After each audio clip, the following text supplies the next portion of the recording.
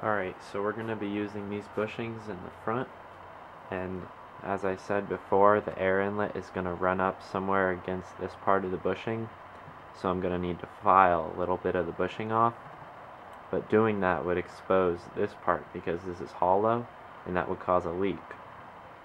So what I'm going to do is fill up one of these little channels with some epoxy, so that when it hardens, I can file out that portion of the bushing, and all it will run into is more epoxy. So it'll fix the leak and allow our air inlet to go into the correct spot. So let's mix up some more epoxy and dump it in there. Alright, so I got some more epoxy mixed up. You don't need too much for this step because you're not really going to be filing a lot off. So you don't need to fill it all the way up, just a little bit, maybe halfway to be safe. So mixing it up real good. Since this step doesn't require as much precision as the last one, we can use the quicker method to apply the epoxy.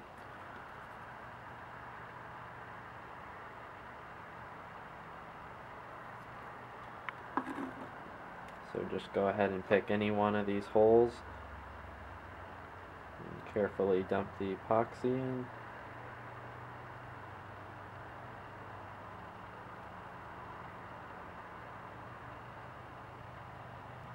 Pick one over here and start dumping.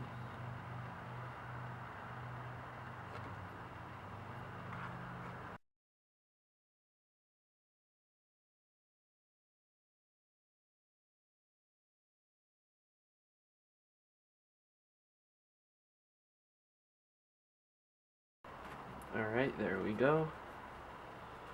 So let's take a look at that. So not all the way to the top, but a little bit more than halfway. That should be good. So I was checking out my nipples. Saw that some epoxy leaked off the side. So just make sure that doesn't happen, and if it does, just clean up the threads, no big deal. Just don't let it harden on the threads because it won't go into your fitting if you got a bunch of epoxy all over it. So just clean that up real good, and that should be good.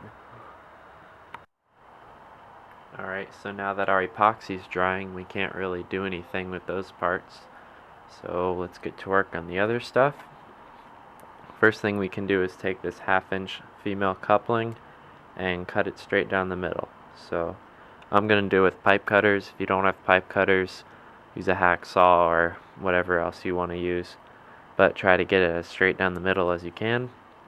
Alright, so there's my cut. It went to the side of the stopper, but that's okay because we're going to grind that out anyway. So let's go ahead and put this on a piece of 1/2 inch PVC and put it back on the bench grinder. Get this flattened down real nice.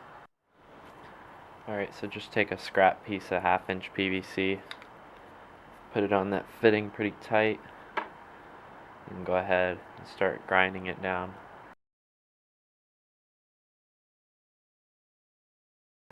Alright, so there's the first one, nice and flat. Let's go ahead and do the second one.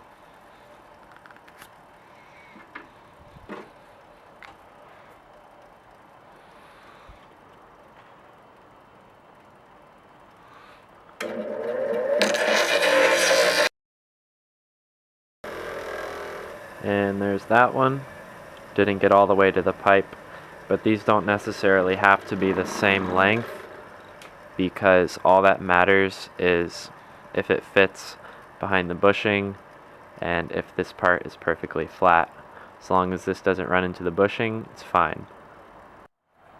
Alright, so now that these are both completely flat, let's try to polish them up to as close to a perfectly smooth finish as we can, because we want these to seal really good with the diaphragm. So here I just have some 150 grit sandpaper, and we're going to do it real lightly.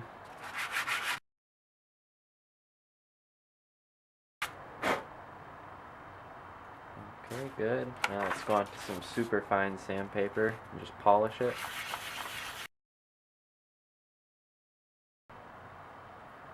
And kind of just feel it to make sure it's really smooth. Very nice.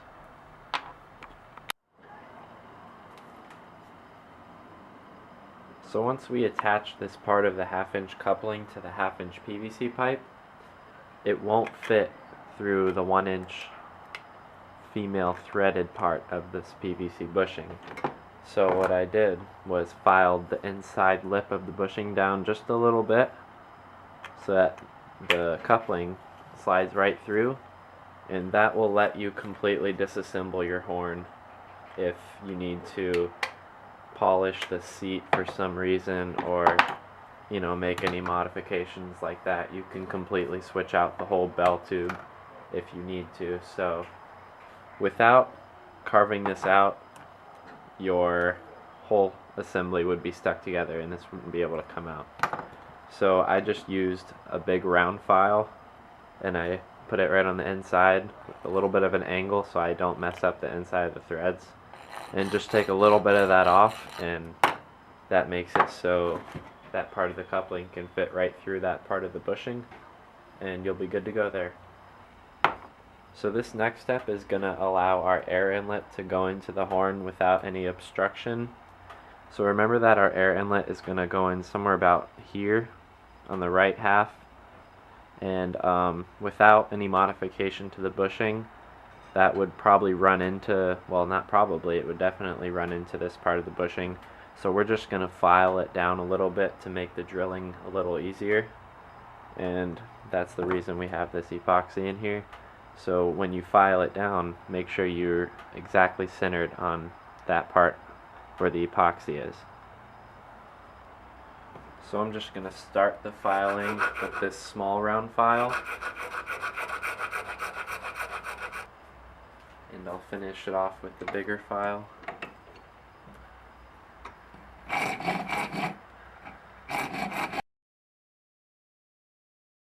And here I just have a 1/4 inch male fitting for reference. Need a little bit more to clear it, so I'm going to keep on filing.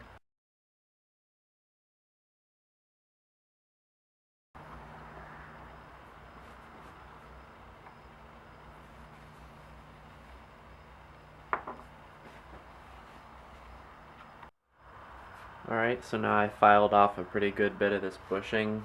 You can see a 1/4 inch male fitting almost fits perfectly in there. And I'm just going to let the drill do the rest of the work, because I don't want to overdo the filing. You can also see some of that epoxy that we poured in. So that's going to keep this part of the horn nice and strong and airtight.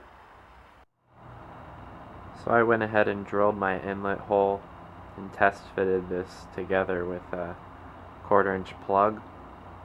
Tapped some 1/4 inch MPT threads, and it fits nice. So only thing is, the front bushing doesn't go in all the way.